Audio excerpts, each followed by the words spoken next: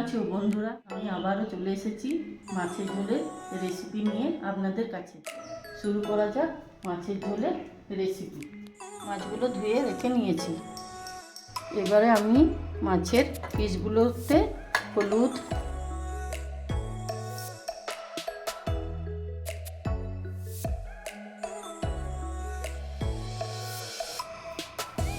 নুনটা মাখিয়ে দিলাম মাছের মধ্যে।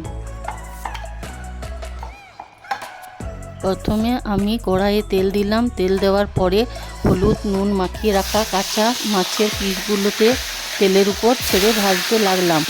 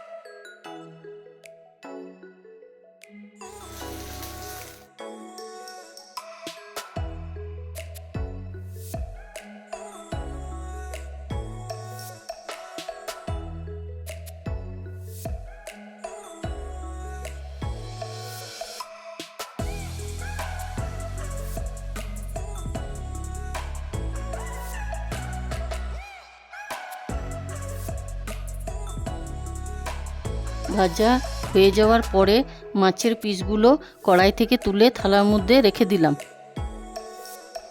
মাছের ঝোল বানাতে আমি এই জিনিসগুলি দিচ্ছি: জিরা বাটা, আদা রসুন লঙ্কা বাটা, টমেটো কুচি, পেঁয়াজ কুচি, হলুদ, নুন, কাশ্মীরি লঙ্কা গুঁড়ি, মাছ মশলা, চিনি। তারপরে কড়াইয়ে আবার তেল দিলাম। তেলের উপর একটু চিনি দিলাম। এরপর পেঁয়াজ কুচিগুলোকে লাল করে ভেজে নেব। ভাজা হচ্ছে, ততক্ষণ প্রোমো-শট এনজয় করুন।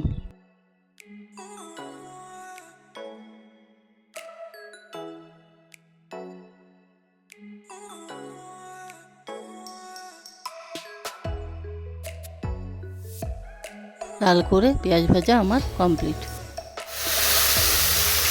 বেটে রাখা মশলাগুলোর উপর হলুদ, আন্দাজ মতো নুন দিয়ে কষতে লাগলাম।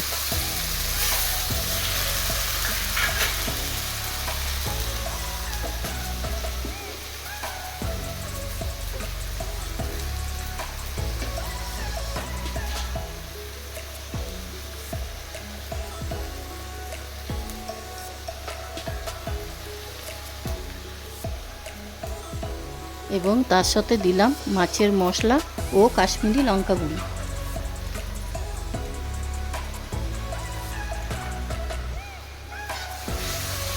মশলাটাকে ভালোভাবে কষে নেব।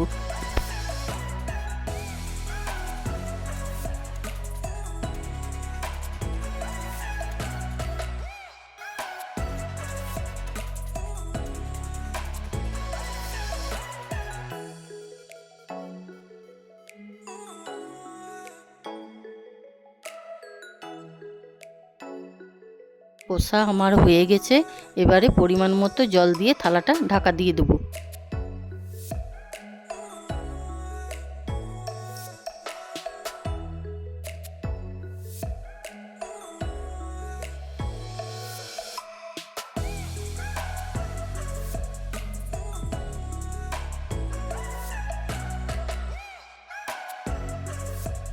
ঝোলটাকে থালাটা ঢাকা দিয়ে ফুটতে দিলাম।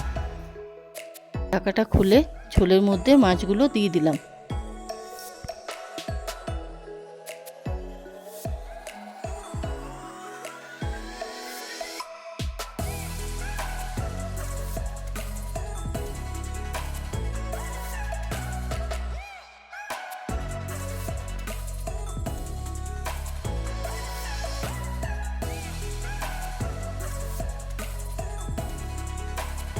আবার থালা ঢাকা দিয়ে মাছের ঝোলটা ফুটতে দিলাম। এবার ঢাকা খুলে দেখলাম মাছের ঝোলটা আমার কমপ্লিট হয়ে গেছে।